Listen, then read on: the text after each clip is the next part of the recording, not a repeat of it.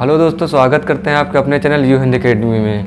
मैं आशीष आपको जैसा कि संविधान पढ़ा रहा था, तो पिछले वीडियो में हमने देखा था कि हमने संविधान के निर्माण के विषय में कुछ जानकारियाँ इकट्ठा की थी और संविधान का निर्माण कैसे हुआ इस सब के बारे में जाना था। आज हम लोग पढ़ेंगे कि संविधान की में कौन कौन सी समितियाँ हैं, कुछ महत्वपूर्ण समितियों के बारे में अध्ययन करेंगे। और ये समितियाँ हमारे एग्जाम में बहुत पूछी जाती हैं। 1 या 2 नंबर के यूपीटीटी और सीटेट हो गया या लेखपाल वाले पेपर में हो गया, इन राज्य स्तरीय सभी पेपरों में 1 नंबर में समितियाँ तो आनी ही आनी हैं। और महत्वपूर्ण समिति और फिर मतलब पॉइंट टू पॉइंट यहाँ पे हम अध्ययन करेंगे। तो जैसा कि हम देख सकते हैं, लिखा है संघ शक्ति समिति। यहाँ पे उद्देश्य प्रस्ताव तक हमने पढ़ा था। उसके बाद समितियाँ आती। संविधान निर्माण के समय में ये था कि समितियाँ बनाई जाएंगी तो काम को डिवाइड हो जाएगा, एक अच्छे तरीके से कार्य हो पाएगा। इसलिए यहाँ पे समितियाँ बनाई गई थी हमारे संविधान के निर्माण के लिए। अलग अलग समितियों ने अलग अलग वर्क किया था और अच्छे से हर संविधान का अध्ययन किया था, जिस चीज़ की उनकी आवश्यकता थी, और वहाँ से बेस्ट चीज़ें चुनी गई थी हमारे संविधान के लिए। तो आज जाइए जानते हैं समितियों के बारे में। तो संघ शक्ति समिति, यूनियन पावर कमेटी, इसके अध्यक्ष कौन बनाए गए थे? संविधान सभा द्वारा बनाए गए थे हमारे पंडित जवाहरलाल नेहरू, और यही हमारे पहले प्रधानमंत्री थे, पंडित जवाहरलाल नेहरू जी। और आप लोग जानते होंगे कि उद्देश्य प्रस्ताव भी इन्होंने ही किया था, पेश किया था संविधान सभा के सामने। और उसके बाद आती है संघ संविधान समिति, यूनियन कॉन्स्टिट्यूशन कमेटी। इसके भी अध्यक्ष कौन थे? हमारे पंडित जवाहरलाल नेहरू जी ही थे।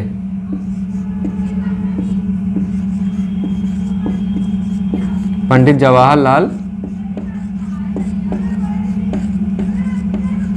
नेहरू जी।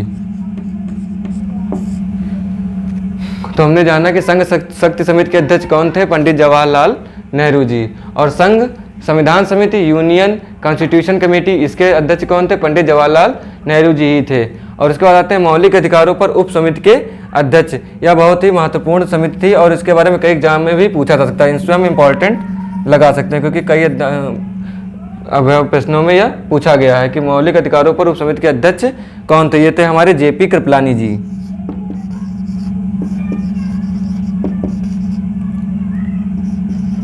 कौन थे? जेपी कृपलानी।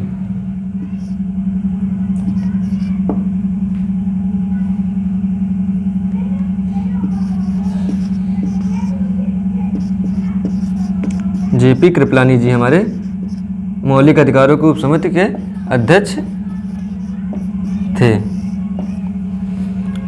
तो आगे चलते हैं। हमने यहाँ पर जाना कि यूनियन पावर कमेटी के अध्यक्ष कौन थे? चेयरमैन पंडित जवाहरलाल नेहरू जी। और उसके बाद आई हमें यूनियन कॉन्स्टिट्यूशन कमेटी, और इसके भी अध्यक्ष कौन थे? हमारे पंडित जवाहरलाल नेहरू जी। उसके बाद आते हैं मौलिक अधिकारों पर उपसमिति के अध्यक्ष। यह समिति बहुत इंपॉर्टेंट है हमारे पेपर की दृष्टि से अगर देखें तो। इसके अध्यक्ष थे जेपी कृपलानी जी। और उसके बाद आगे पढ़ते हैं हम, अन्य समितियों के बारे में भी अध्ययन करेंगे। इन सब के बाद आती है एक महत्वपूर्ण समिति, ड्राफ्टिंग कमेटी, हमारी प्रारूप समिति। यह बहुत महत्वपूर्ण समिति, इससे क्वेश्चन बनता ही बनता है हर एक एग्जाम में। प्रारूप समिति,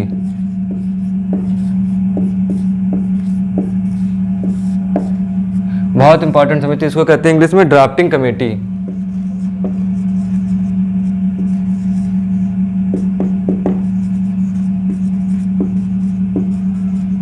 ड्राफ्टिंग कमेटी। तो ड्राफ्टिंग कमेटी में के बारे में जानते हैं। इसका गठन कब हुआ?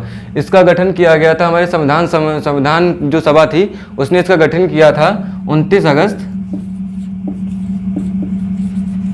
1947 को। प्रारूप समिति का गठन कब हुआ? 29 अगस्त 1947 को किया गया था। प्रारूप समिति का हमारा गठन हुआ था। और इसमें सदस्य कितने थे? इसमें सदस्य थे 7 सदस्य थे। प्रारूप समिति में कितने सदस्य? पूछा जाता है हमारे एग्जाम में कि प्रारूप समिति में कितने सदस्य थे, तो हम लोग बताएंगे प्रारूप समिति में हमारे 7 सदस्य थे, जिसमें से एक चेयरमैन हमारे मतलब अध्यक्ष थे और बाकी 6 इनके समिति के सदस्य थे। तो अध्यक्ष के बारे में जानकारी लेते हैं। इसके चेयरमैन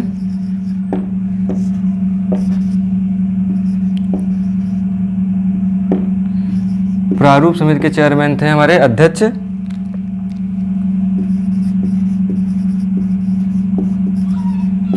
हमारे भीमराव अंबेडकर साहब, भीमराव अंबेडकर। हमारे संविधान को बनाने में इनका बहुत बड़ा योगदान था और यह हमारे संविधान के शिल्पी भी कहे जाते हैं, क्योंकि इन्होंने, यह क्या होता है, प्रारूप समिति एक प्रकार से ढांचा था हमारे संविधान का, इसलिए ही इनको संविधान सभा का भीमराव अंबेडकर जी को इसके अध्यक्ष थे प्रारूप समिति के, इसलिए इनको क्या कहा जाता है, शिल्पी कहा जाता है। हमारे मतलब जो नींव रखता है उसको, हमारे संविधान की नींव रखी थी इन्होंने। और इनको कई और नामों से भी जाना जाता है, जैसे इनके नाम भी पूछे जाते हैं पेपरों में कि इनमें से बताइए कौन सा भीमराव अंबेडकर जी को के बारे में कौन सा सही है, मतलब कौन सी चीज़ इनको कही जाती है। तो इनको फादर ऑफ कॉन्स्टिट्यूशन कहा जाता है, पिता भी कहा जाता है, संविधान का पिता, फादर, मेकर मतलब निर्माणकर्ता, भीमराव अंबेडकर जी को ही कहा जाता है। ठीक है, पिता कहा जाता है, निर्माणकर्ता कहा जाता है, शिल्पी कहा जाता है, शिल्पकार कहा जाता है,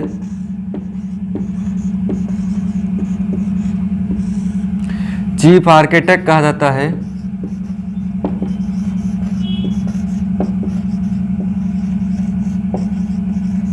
चीफ आर्किटेक्ट। तो हमारे भीमराव अंबेडकर जी को किस नामों से जाना जाता है, हम संविधान के पिता के रूप में जाना जाता है, संविधान के निर्माणकर्ता के रूप में जाना जाता है, संविधान के शिल्पकार के रूप में भी इन्हें जाना जाता है, और इन्हें चीफ आर्किटेक्ट भी संविधान का कहते हैं। तो हमारे प्रारूप समिति बहुत इंपॉर्टेंट समिति है। इसमें इसका गठन कब हुआ था, 29 अगस्त 1947 में प्रारूप समिति का गठन किया गया था।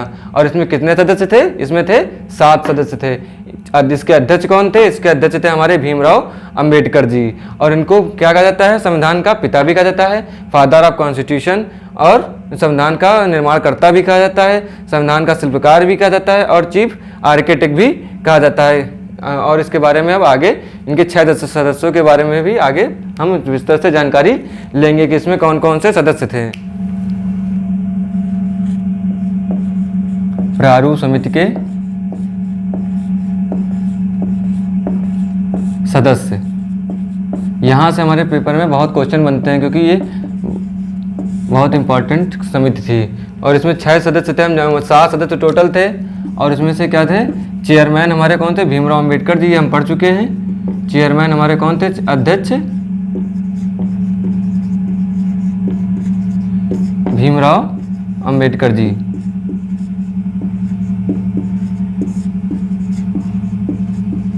भीमराव अंबेडकर जी,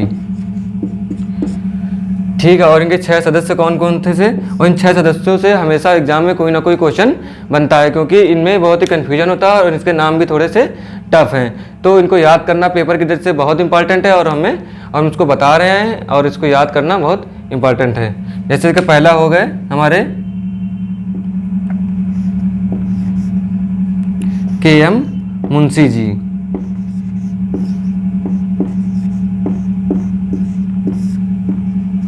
ठीक है, पहले हो गए के.एम. मुंशी जी, और फिर उसके बाद हो गए मोहम्मद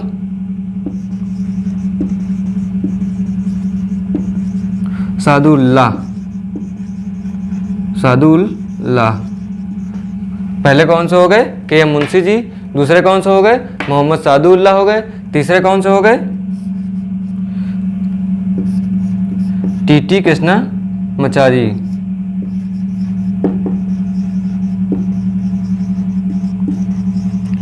तीसरे हो गए हमारे टी.टी. कृष्णामाचारी। और यह पहले संविधान जो प्रारूप समिति थी, इसके अध्यक्ष मतलब इसके सदस्य नहीं थे। ये किसकी जगह पे आए थे, ये आए थे, इन्होंने रिप्लेस किया था डी.पी. खेतान को, क्योंकि डी.पी. खेतान जी की क्या हो गई थी, मृत्यु हो गई थी। डी.पी. खेतान जी की मृत्यु हो गई थी। इस कारण इस समिति के सदस्य कौन बनाए गए, टी.टी. कृष्णामाचारी बनाए गए। उसके बाद आ गए हमारे अल्लादी कृष्णस्वामी अय्यर।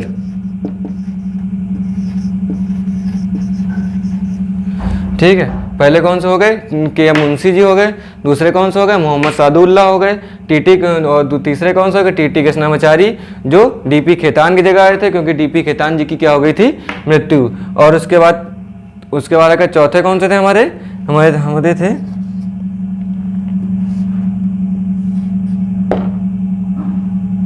एक मिनट रुको, इसको ऊपर लिख देते हैं। चौथे थे हमारे एन गोपाला स्वामी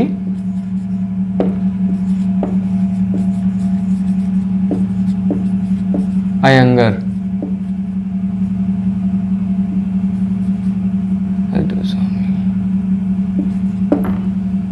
एन गोपाला स्वामी अयंगर।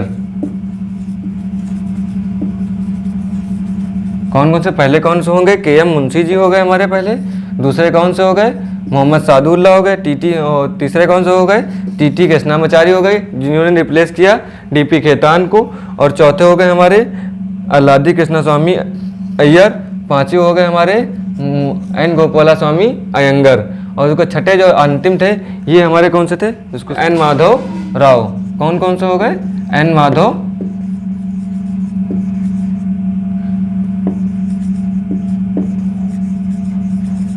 ये एन माधव राव, इन्होंने भी रिप्लेस किया था। ये भी पहले क्या थे? इसके सदस्य नहीं थे, ये बाद में इसके सदस्य बनाए गए थे। देखिए पहले कौन से? के एम मुंशी जी। दूसरे थे मोहम्मद सादुल्ला। तीसरे थे टीटी कृष्णामाचारी। और चौथे थे अल्लादी कृष्ण स्वामी अय्यर। पांचवे थे एन गोपाला स्वामी अयंगर।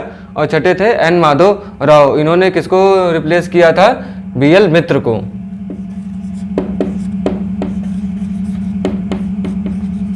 क्योंकि इनकी क्या हो गई थी? तबीयत खराब हो गई थी।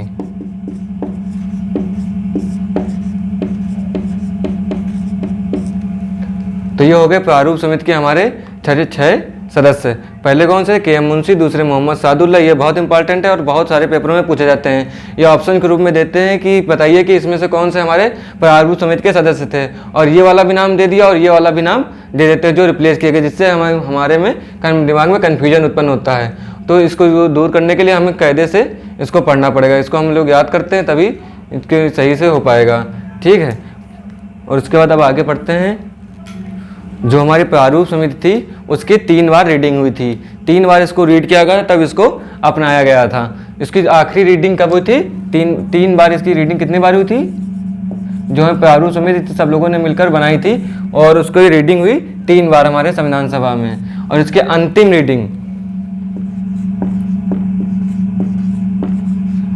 रीडिंग हुई हमारी। अंतिम रीडिंग कब हुई हमारी? अंतिम रीडिंग हुई हमारी 26 नवंबर 1949 में। हमारी अंतिम रीडिंग कब हुई? 26 नवंबर 1949 में। और कितनी रीडिंग हुई थी? 3 रीडिंग हुई थी। और इसलिए इस अंतिम रीडिंग के ही दिन हमारे संविधान को अपना लिया गया था। कब अपना लिया गया था संविधान? 26 नवंबर 1949 में। और इसको लागू कब किया गया था? 26 जनवरी 1950 में। तो हम सभी लोग जानते हैं। तो ये हो गया। और इसके बाद इसमें जानते हैं कि संविधान सभा की रीडिंग हम लोगों ने पढ़ लिया। संविधान सभा प्रारूप समिति पढ़ ली। संविधान सभा कितनी बार रीडिंग की गई प्रारूप समिति की, ये बार पढ़ लिया। अंतिम रीडिंग कब हुई ये पढ़ लिया। अपनाया गया ये सब पढ़ लिया। अब जानते हैं कि हमारा संविधान लिखा किस में गया था। जो हमारा मूल संविधान था, जो हमारा संविधान का मूल था वो इंग्लिश में लिखा गया था। किस में लिखा गया था? मूल संविधान भाषा। मूल संविधान क्या थी? मूल संविधान की भाषा क्या थी? इंग्लिश।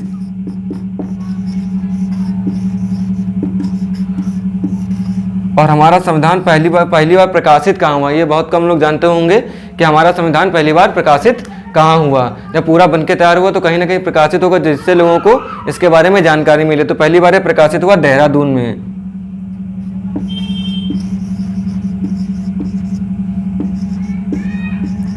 देहरादून में पहली बार प्रकाशित हुआ। ठीक है।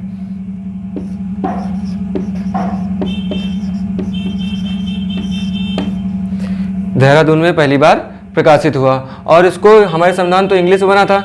आइए जानते हैं इसको हिंदी में किसने कन्वर्ट किया, अपने हैंड राइटिंग से हिंदी में किसने लिखा। तो इसके बारे में पढ़ते हैं कि इसको हमारे संविधान को हिंदी में किसने लिखा और हमारे संविधान को जो प्रस्तावना है उसको किसने डिजाइन किया। इसके बारे में भी पढ़ते हैं। पेपर में आ जाता है एग्जाम में क्वेश्चन कि हमारे संविधान को डिजाइन किसने किया, हमारे संविधान का जो मेन पेज है प्रस्तावना का उसको डिजाइन किसने किया। तो इन सबकी बेसिक चीज़ों को हम लोग पॉइंट टू पॉइंट पढ़ते हुए चलते हैं। तो पहले जानते हैं कि हमारे संविधान की भाषा तो पता चल गई क्या थी, इंग्लिश थी। और प्रकाशित कहाँ हुआ था, यह प्रकाशित हुआ था हमारे, कहाँ पे प्रकाशित हुआ था, यह प्रकाशित हुआ हमारे देहरादून में। और इसके बारे में भी पढ़ते हैं। सबसे पहले जानते हैं कि इसको अपनी भाषा में, अपनी हैंड राइटिंग में, अपनी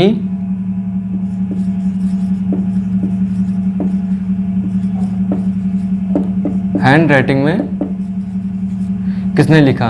अपनी हैंड राइटिंग में इसको हिंदी और इंग्लिश, इन्होंने दोनों भाषाओं में लिखा अपनी हैंड राइटिंग से पूरे संविधान को, हिंदी और इंग्लिश में।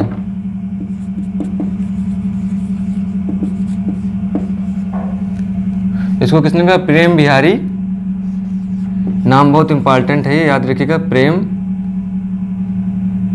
हिंदी में लिख देते हैं, प्रेम बिहारी नारायण, प्रेम बिहारी नारायण रायजादा। तो हमारे संविधान को अपनी हैंड राइटिंग में किसने लिखा, प्रेम बिहारी नारायण रायजादा ने। यह बहुत ही खास इन्फॉर्मेशन है और बढ़िया, ये पेपर में आता भी है कि हमारे संविधान को हिंदी में किसने लिखा। तो इन्होंने हमारे संविधान को हिंदी और इंग्लिश में लिखा था। किसने लिखा था, प्रेम बिहारी नारायण रायजादा। और उसके बाद जानते हैं कि हमारे संविधान को जो मेन पेज किसने डिजाइन किया था, जो प्रस्तावना का मेन पेज है हमारे संविधान का मेन पेज, प्रस्तावना जिसे कहते हैं, उसको भी डिजाइन किया गया। उसको डिजाइन किसने किया था जानते हैं, प्रस्तावना का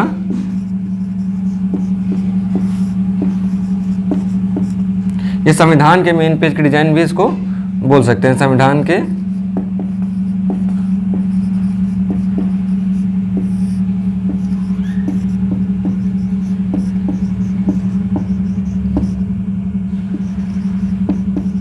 मेन पेज को डिजाइन। तो आइए जानते हैं कि हमारे संविधान के मेन पेज को डिजाइन किसने किया था, बीओहर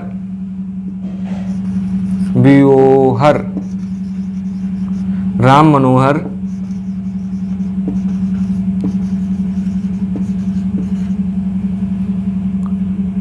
मनोहर सिन्हा।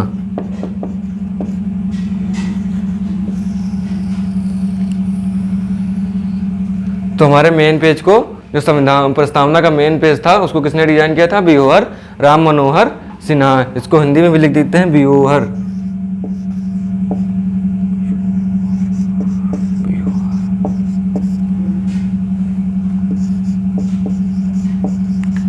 राम मनोहर सिन्हा जी।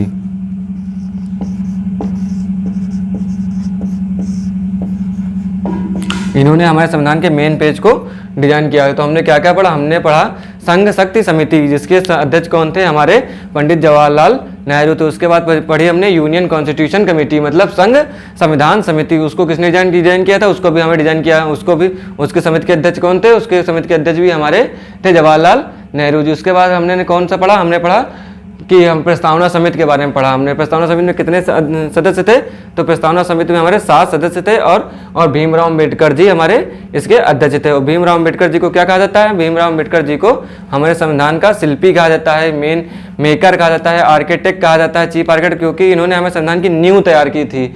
और हमारी जो प्रारूप समिति थी उसकी कितने बार रीडिंग हुई थी, उसकी रीडिंग हुई थी 3 बार। और अंतिम रीडिंग को में ही हमारे संविधान को अपना लिया गया था। वो तारीख कौन सी थी, 26 नवंबर 1949 में। उसके बाद हमने देखा कि हमारे संविधान को हिंदी में हैंड राइटिंग में किसने लिखा था, क्योंकि हमारे मेन संविधान था वो इंग्लिश में बनकर तैयार हुआ था। और वो कहाँ प्रकाशित हुआ था, वो देहरादून में प्रकाशित हुआ था।